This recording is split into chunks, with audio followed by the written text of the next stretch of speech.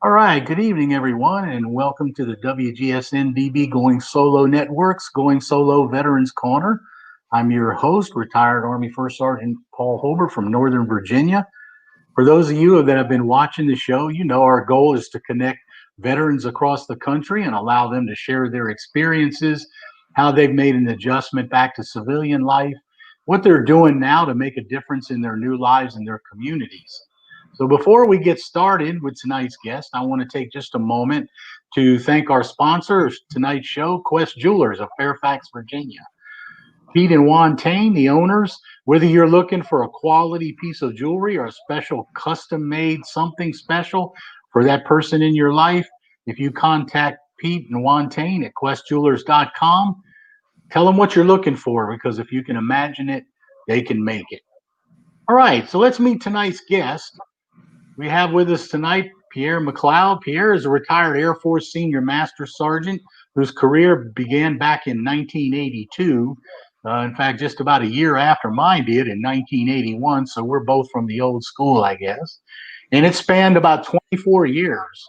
He spent his entire career in aviation, including 14 years as an aircraft maintenance analyst, and then the last 10 years in aircrew operations management. Pierre currently works in aviation as a program manager where he continues to serve the flying public using his expertise in aviation to protect the skies across the country. So, Pierre, welcome. Welcome, Paul. I appreciate the opportunity to participate. Yeah, I mean, this is great. I'm looking forward to having a discussion because there's a couple interesting things about your career that I think our listeners will definitely like. But I just wanted to start off. I mean, you began your Air Force career about just not too long after I started my time in the Army. Um, and on a couple of my shows, I've shared with the audience, how I made the decision to get into the military. But if you would share with them and what made you decide to go into the Air Force or into the service? Because I can tell, where are you from originally? Born and raised in Jamaica. Okay, so you made it. You made it here. You made it here. Tell us how you got here and what made you decide to go into the Air Force. Well, first off, being from Jamaica, I always loved aircrafts, and dream job was to probably be an air traffic controller. So once I finished high school, I had two older brothers who migrated once they finished high school, a year and 2 years ahead of me, and the older one went into the Army. The one above me went into the Air Force. So you could say prior to me even coming up in 1980 to live, my goal was already set to, hey, enter the service because I didn't think I could have gone through college with the expense. So once I got up here, you start talking to recruiters, and the Air Force was, pretty much my goal. So I was successful in that aspect. Yeah, so I guess your desire to be an air traffic controller is kind of part of what drove you into the Air Force. Yes, the goal was get into the Air Force first, and if anything, the Army, because that's where I thought more or less the aviation experience did. And yes, the Navy and the Marines have it, but I wasn't really looking to say be underwater. Yeah, yeah, I or the Marines for that matter, with a lot of what they do. I mean, I have a brother-in-law that was a 24-year career Marine, and one of our boys spent 5 years in the Marine Corps in marine aviation, both of them. But you're right; it was a completely different world compared to the Air Force, and of course, I had a younger brother as well who spent 8 years in the Air Force. And I'm sure you're familiar with Keesler Air Base down in Mississippi. Yes. And yeah, he pretty much spent his entire career there as an instructor, and now works there as a civilian for the Air Force. So, yeah, I guess that kind of makes sense if you had the desire to go into aviation to look at the Air Force. So, how did that all start? Where you got signed up, and what did you do? I went in through signing up in New York City. Somebody leaving Jamaica coming to New York and signing up from Jamaica, in Jamaica, Queens.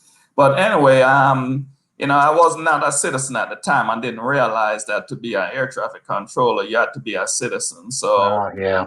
The MEPS at Fort Hamilton, that's when I realized. So, you know, I came in pretty much with an open mind at that time, because whatever aviation job was available, I was not, say, qualified for it, in the sense of flying and or air traffic control. However, I was fortunate to get the opportunity to be an analyst in the aircraft maintenance side, not being a mechanic, but an analyst looking at the personnel, facility, and equipment performance. So that's pretty much how I got into the aviation side and did my first 14 years in that job. Yeah.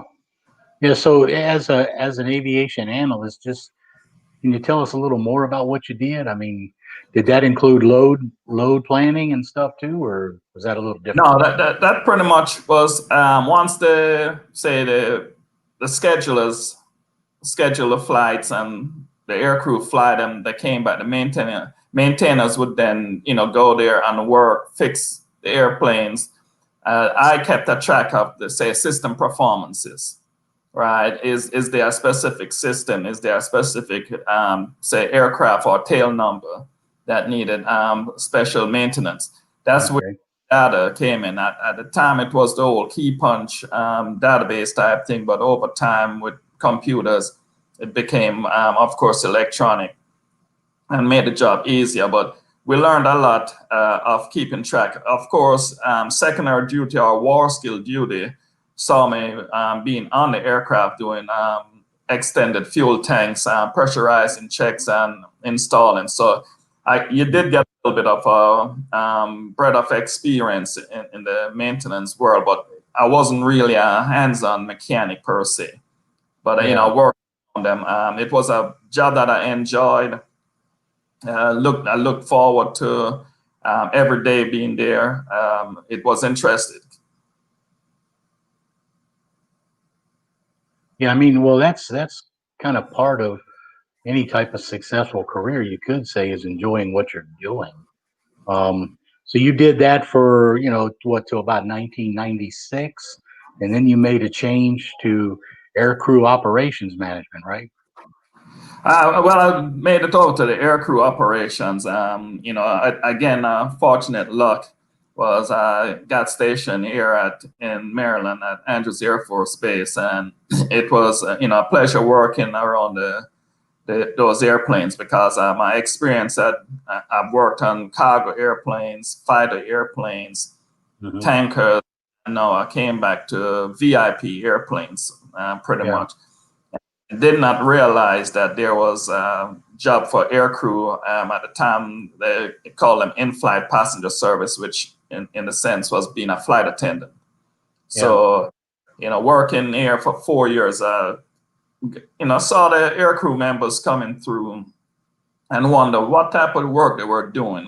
You know, I know I couldn't be, the aircrew complement was pilot, navigator, engineer, radio operator, the crew chiefs, and then the flight attendants. Well, I know I wouldn't qualify for any of the other ones, but the flight attendants. So that was a special duty.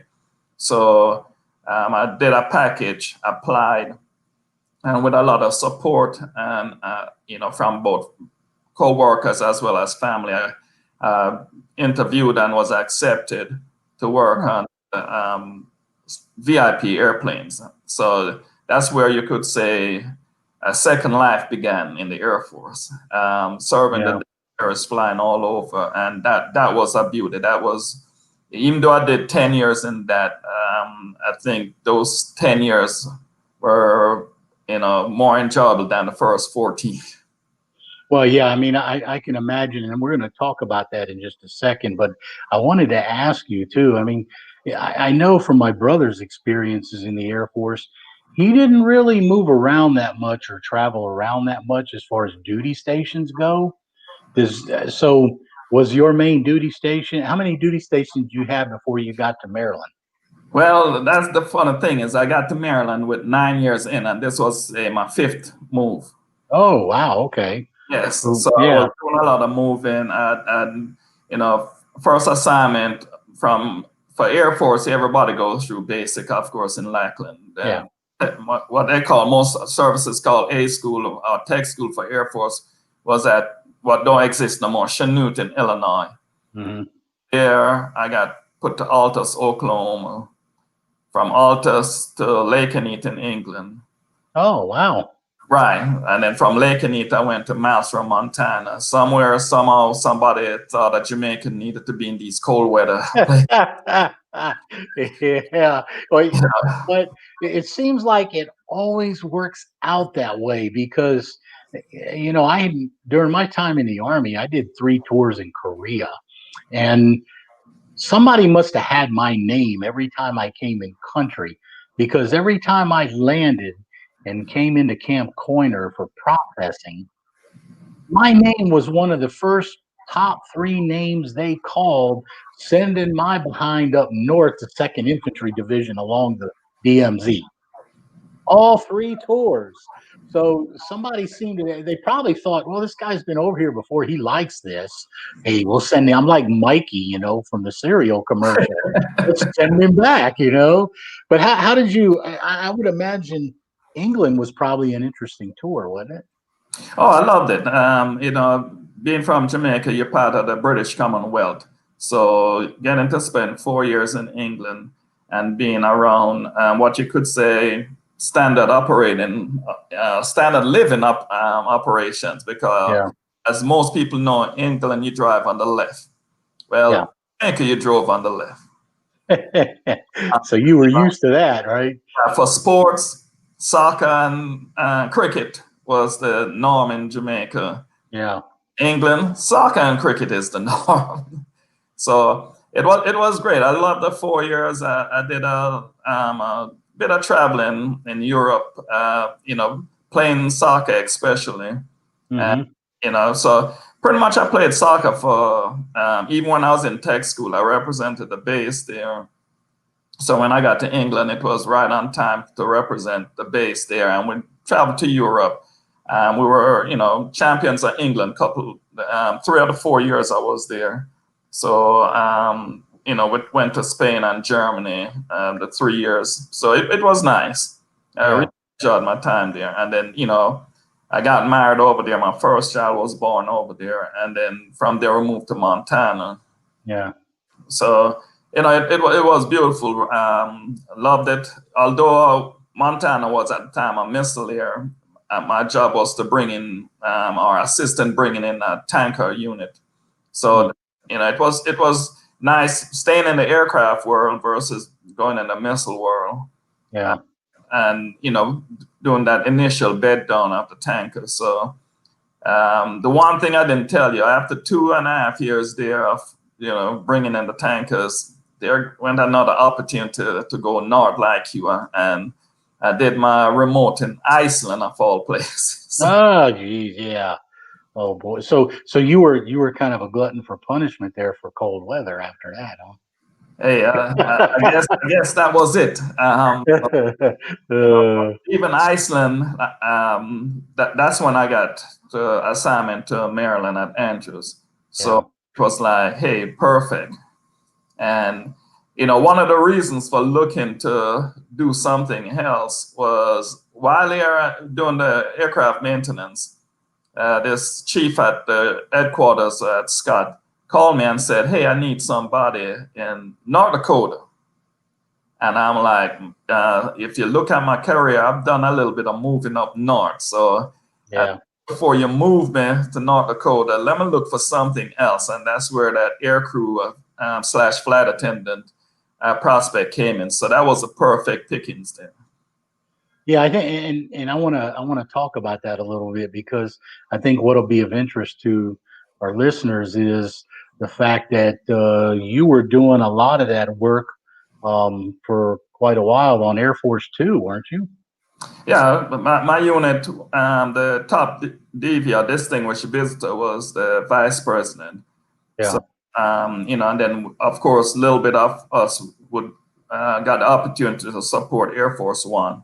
Yeah. But primarily was Air Force Two, SecDef, SecState, the chairman of the Joint Chiefs. So it was nice, fluctuating with all these dignitaries, as well as the congressional staff. And of course, there are times foreign dignitaries as well.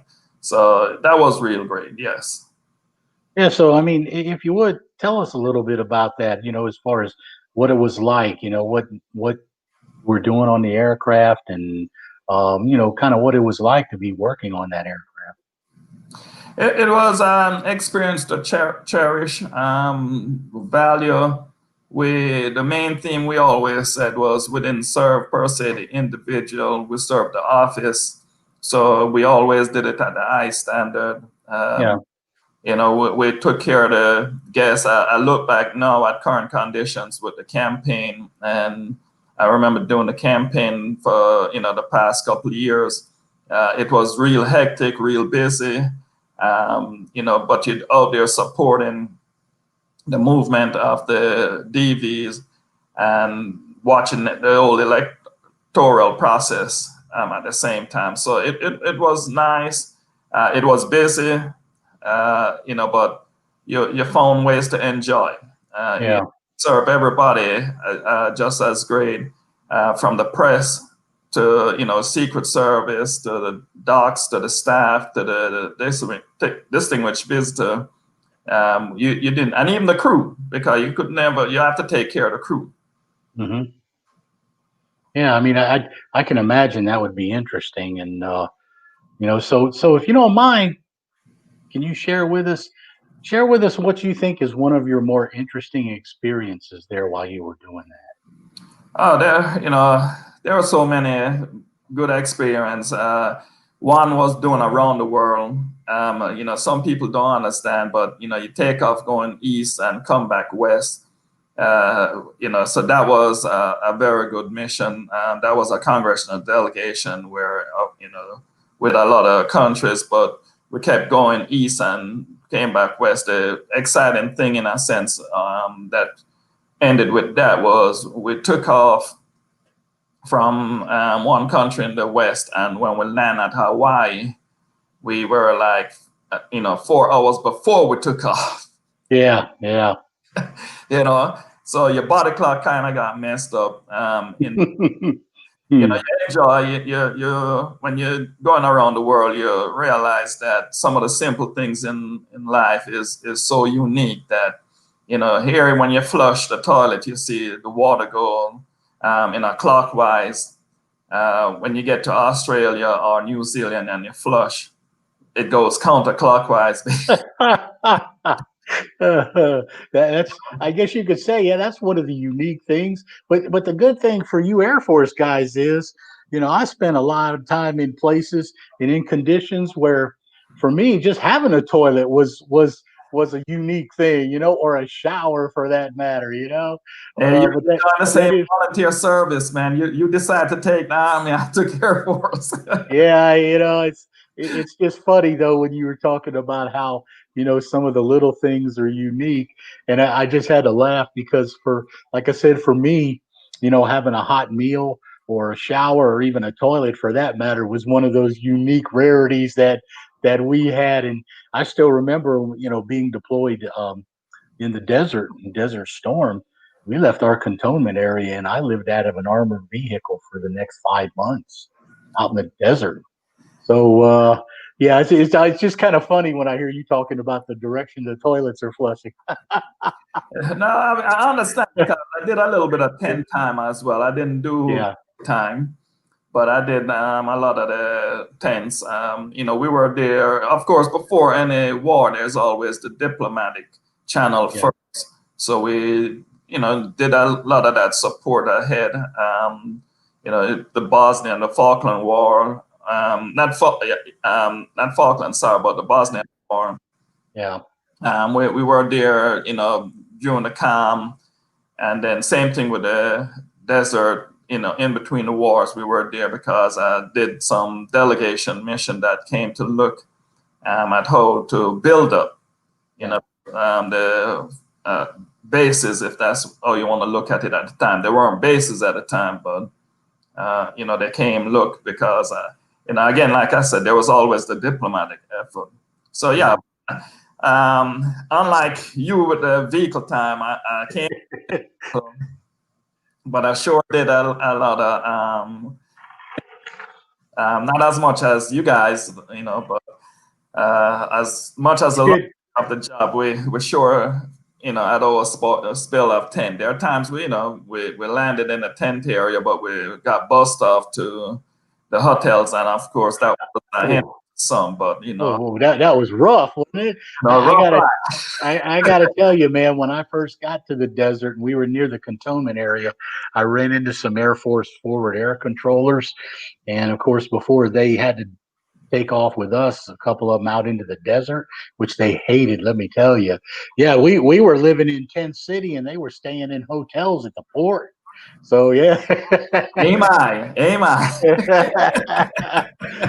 All right, Pierre. Well, we're going to take a short break right now, and then when we come back, we'll continue our conversation. So for our listeners out there, we'll be right back after this break for Quest Jewelers.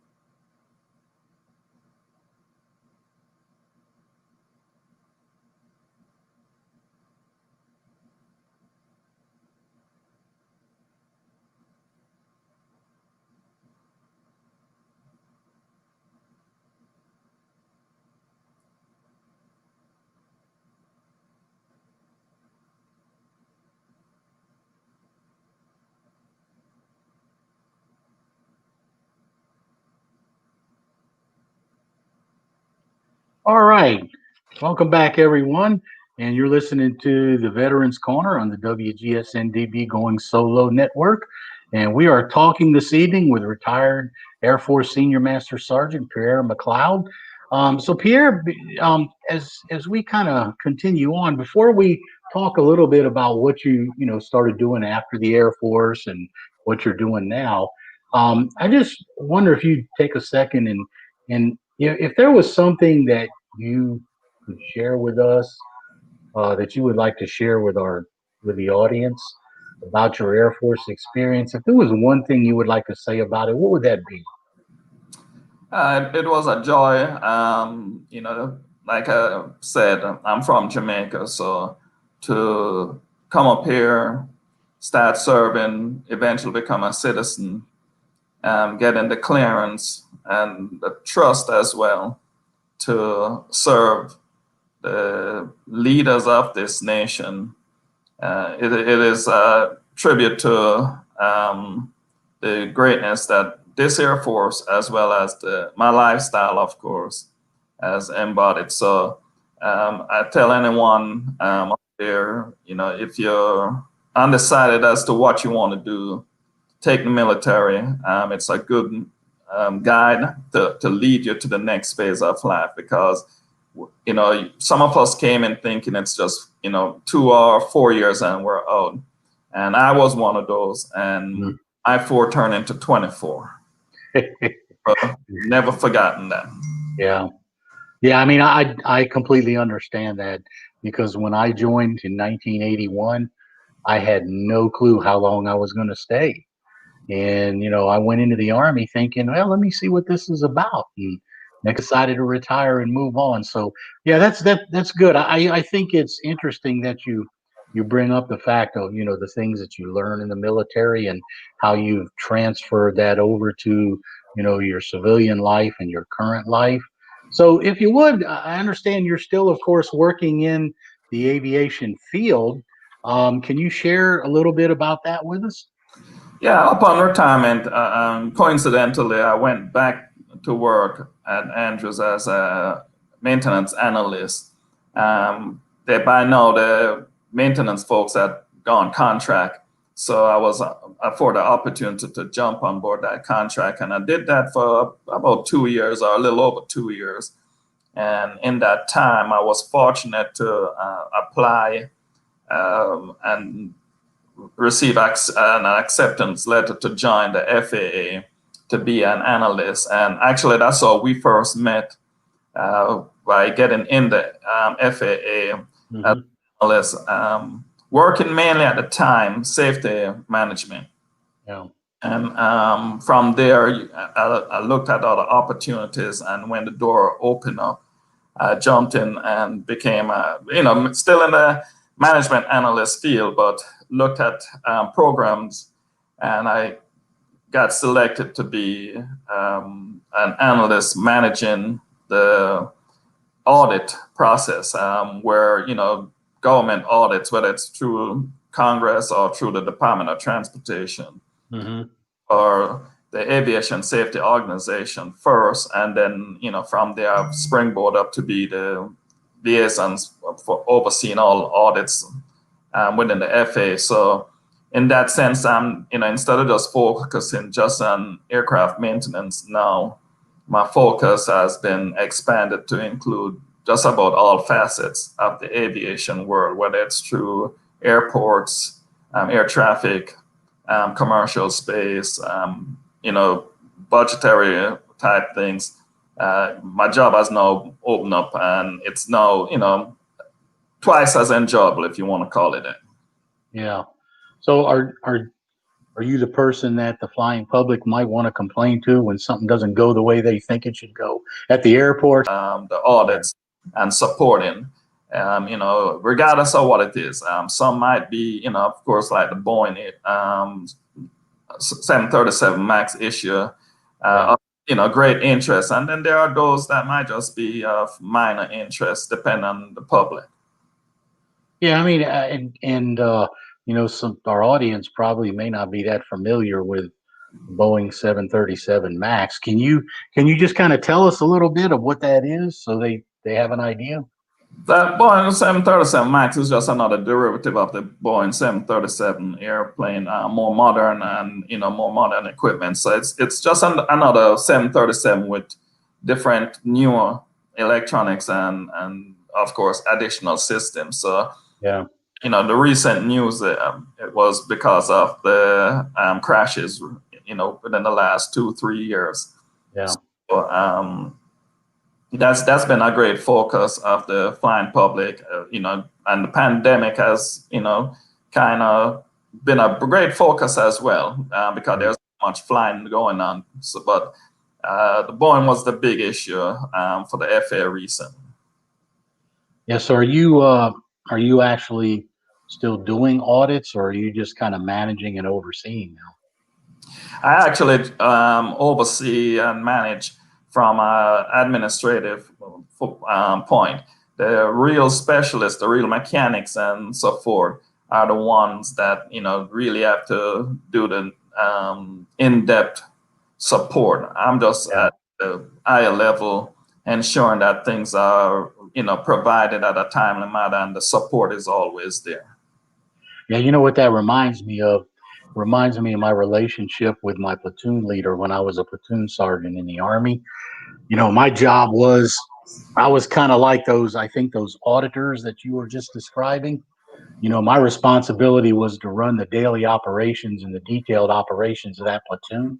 And my platoon leader sounds more kind of like what you were doing, in terms of his job was to ensure that everything was going smoothly, was scheduled properly, that we had the resources we needed, and that things were being done kind of the way they were supposed to on schedule. Does that sound familiar? Very, very. Yeah. Like I said, mine is more on the schedule. I'm there to support at the beginning, at the introduction, point out the right point of contacts. During the course of the audit, I'm not really that much involved, unless there is some communication issue or delays. And then where I get more involved is at the end now, when we get ready to, say, close the audit out.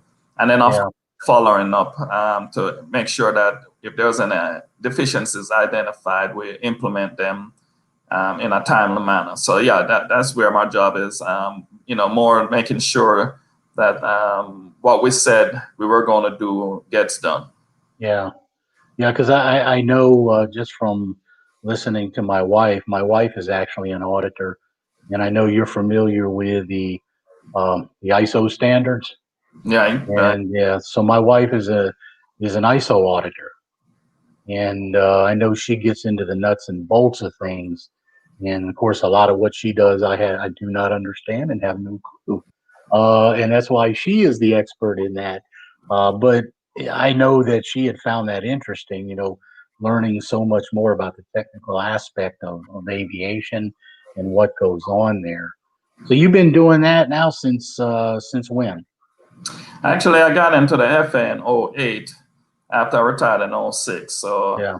I did not start full audit work. Like I said, I was the safety management first for you could say the first 2 years. And then you could say from 2010 to now, I've pretty much main focus has been audits. Yeah. So, and actually, October here is exactly the 10 years, actually.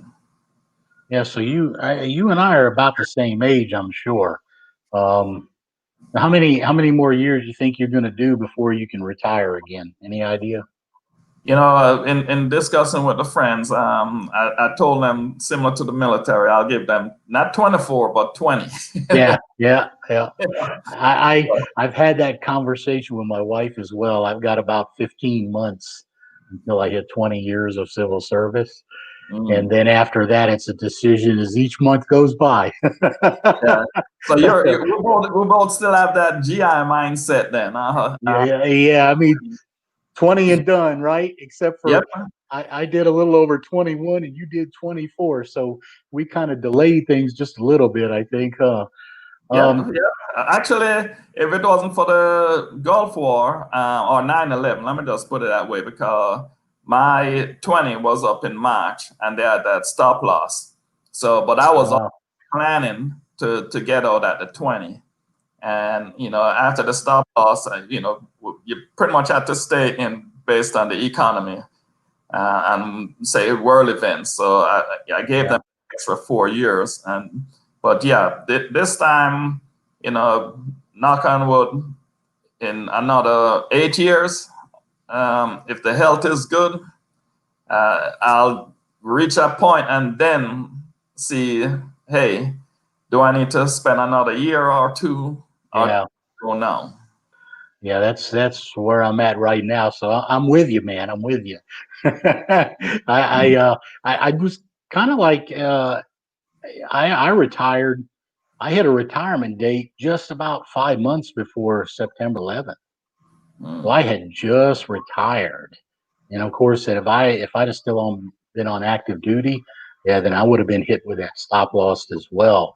So I kind of, of course, nobody knew that was going to happen, but Right. I had everything planned out, and it went as planned, and I got out and started living my military retired life anyway. Just shortly before all that happened as well. So I know you don't just work all the time, and I know you said that you had an interest in soccer. So I take it from what I understand, you're still involved with soccer today, aren't you? Yeah, I still try and keep active. Again, going back to my days before the military, it was always out running. Our generation are the outdoor kids generation. Yeah.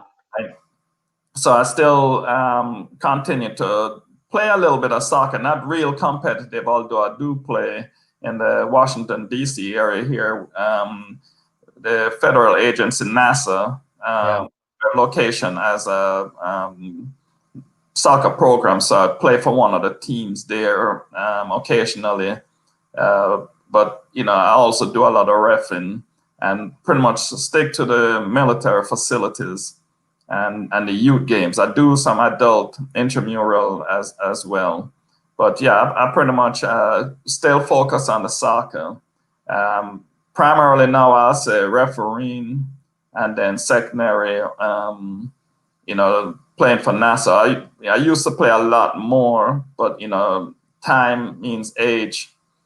You can't devote as much, and you can't quickly as yeah.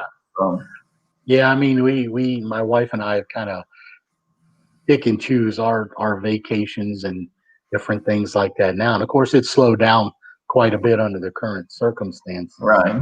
But so you've actually had a chance to travel a little bit too now, haven't you? You've been on some cruises and yeah. Just like you there, when you're in the service, even though I was traveling, I really didn't take it because I was always on the road line. Yep. Yeah. Once I retired, I was like, yes, I miss the traveling. I don't per se miss the work associated with it, but then it was like, hey, let's start getting back on the road. So I and a couple of other friends who are retired military and from the Caribbean as well, we have been doing group trips or cruises every other year, and in the off year, I make an effort to go back to country of birth, Jamaica, and do a little vacation, be a tourist versus a resident. Well, I know that we've been planning to try and hit the Caribbean for a couple of trips. I mean, we've been to Aruba and we've been to the Dominican and, stuff like that, but haven't quite hit the other parts of the Caribbean yet. So we're hoping to get there, and do a little traveling around as well. So you said you try to go back to Jamaica on occasion to just take a little vacation, or? Yeah, every other year I have pretty much gone back. That's based on the say friends and family here. I try every other year, and then the off year, like I said, I do the cruises or just travel. I don't have to do cruises. I've gone to Barbados on vacation and Trinidad on vacation. So at present, the goal is more the Caribbean islands, where the group is looking at doing some of these European vacations, whether it's a land vacation or a cruise, a European cruise. Oh yeah, right. River cruise, right? European? Right. Yeah, those are we've talked about those as well. Those are really nice. Well, it sounds like of course, you're another one of those veterans who served your country and is now turned your military career into a civilian success story, which I think is great. I think that's part of the story that we want to try and share here on the show, or veterans like yourself who spend your time and serve your country, and now you're going to be wrapping up another career and trying to enjoy retirement. But before we wrap up though, Pierre, I just want to, earlier I asked you to kind of share with us one piece of thought from your time in the military. But I want to ask you here as we close the show, if there's something you could say to your fellow veterans out there, a final thought for them, what would it be? What would you like to share with your fellow veterans?